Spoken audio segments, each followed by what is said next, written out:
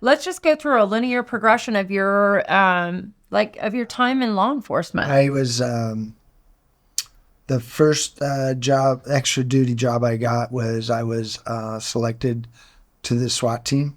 Oh. In 1994. Does these selections happen without you? No, you have to go through an interview process. So you do. So you do share interest and then maybe apply. You show an interest and you apply, and then they ask you a series of questions, and you got to go through shooting qualifications.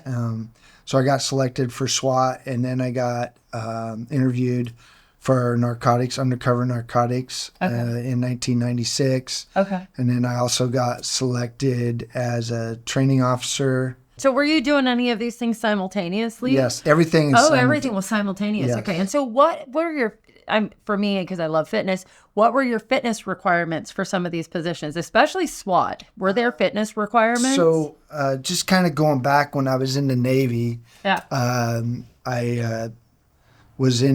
ran a lot and I swam a lot. Okay. And that's probably why I got selected to do some of the things I got to do in the Navy. Yeah. I'm assuming that in low rank and no family. Okay. So I got to So you were expendable? Yes, to go to South America, yes. Okay.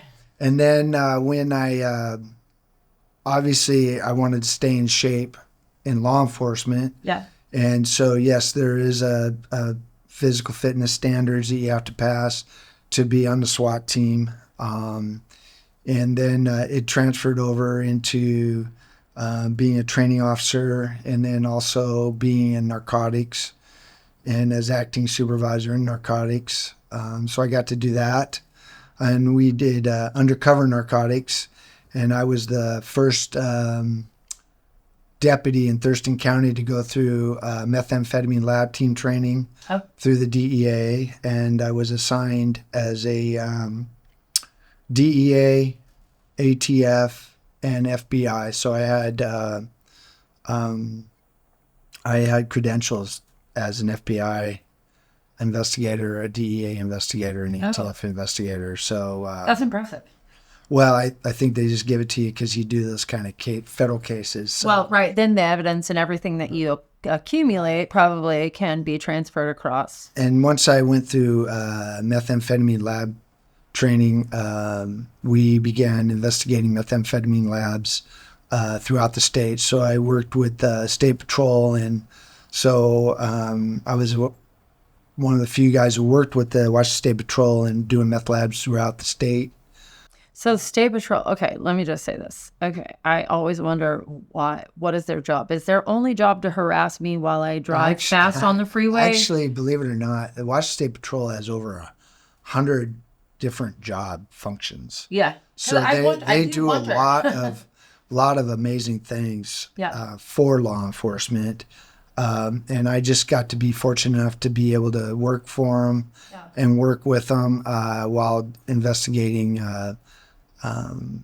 We did high risk drug deals, so we were upper and mid-level dealers. So we did we were dealing with pounds of methamphetamine or heroin or cocaine at that time, and marijuana. So we were doing marijuana extractions.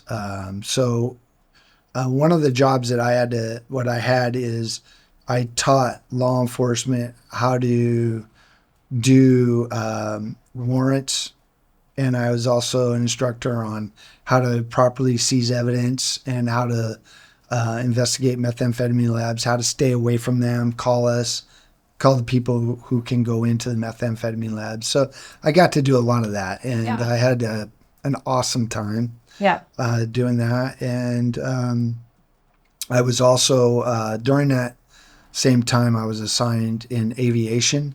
So my job was search and rescue or as a rescue swimmer. Yeah. So we'd jump out of the helicopter into the water, or we'd also as a rescue swimmer working the floods. I got to do all those things. A lot of the things that I got to do, it was just part of being a deputy. It wasn't.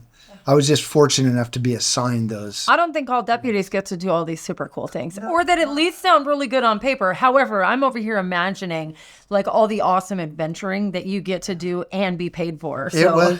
It was a lot of fun, and to be honest with you, I didn't really think of the pay because I got to do all these really fun things. Right. And when I say fun, I mean that it was a part of helping our community, making our community better. And that's what I thought about when we did meth labs, as far as holding people accountable for contaminating our environment and making drugs to affect our youth.